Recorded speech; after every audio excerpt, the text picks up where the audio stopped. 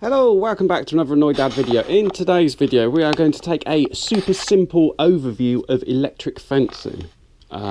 So we're basically going to look at what it is, where it goes, what you do with it and how you control it. Electric fencing is one of the easiest ways of keeping animals out or animals in of an enclosure. So we want to keep out the foxes, the badgers and other things like that. And we want to keep in the chickens, the sheep, the geese, whatever it is you want to keep in. So this is what's called an energizer. This is what powers and runs the electric fencing. There are two main types of energizer. You've got ones which are powered by the mains and you've got ones which are powered by batteries. Ones which are powered by the mains only, we've got in the other side of the barn, and I'll put up a picture of that now. And this one here is a dual one, so it can be powered by mains or it can be powered by battery. Or in this case, because we've lost the battery pack, not the battery pack, what do they call it?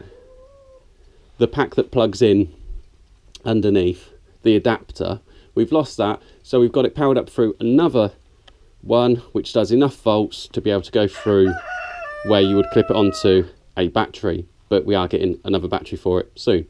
So this is the energizer. This is what takes the power from your battery or from your mains. And inside there it does a little bit of magic and a little bit of trickery, and it turns it into power which can go through the electric fencing. So that is this cable here which goes off to that.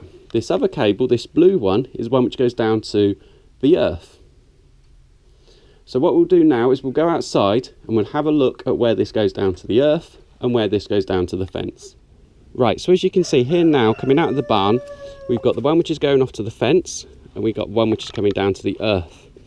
With the earth on these, what I do is I go down to Screwfix or I go down to Toolstation and I buy what's called an earth rod. This is like a copper coated rod which is 4 foot long and it's 3/8 of an inch wide.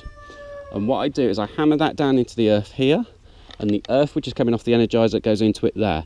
If you've got electric fence which is always going to be in the same place, having one of these is way better than having one of the little rods which is about that long which comes with the pack.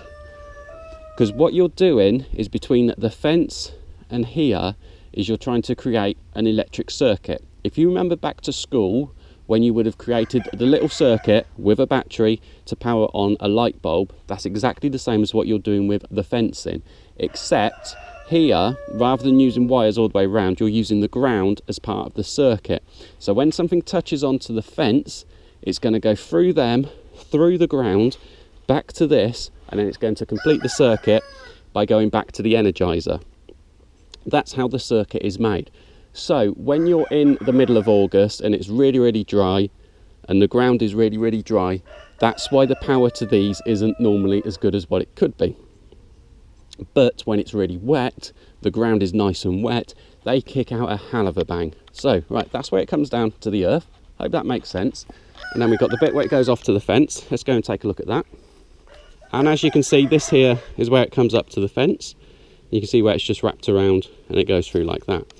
So this then allows for the power to come to the fence. The fence, if I get in close, you can see the little silvery bits on it. Those are the bits of cable which are going to power the electric. So those flow all the way through. It isn't that the whole thing takes the current, it's just the little silver bits, little bits of wire. So the more points of contact you're able to get between your power coming in and the fence, the more it's going to be able to take it through. Because obviously if you only had one point of contact and only made contact onto one of those little wires, if that broke or something, or if the connection wasn't too good, it isn't going to take as much through. So have as many points of contact as you can, which is why I wrap it around and go through, over, under and everything else like that. Next point with your fencing is that you don't want to have a lot of overgrowth growing onto it. Because obviously this overgrowth is going to grow onto it and that's going to take away some of your power because it's going to earth it out that way as well. If you listen here, you can hear the clicking of the fence. That's where it's crossing over, but it's not quite making the connection, and so the power's jumping through. It could also indicate a place where the fence is earthing out as well. So in other words, the power is going down into the ground and back rather than carrying on along the fence. So if you have a piece of fencing like this which is always clicking, it's always wise just to come and have a look. And we can see here why it's clicking, because we've just got the two bits of fences that are butted up to each other.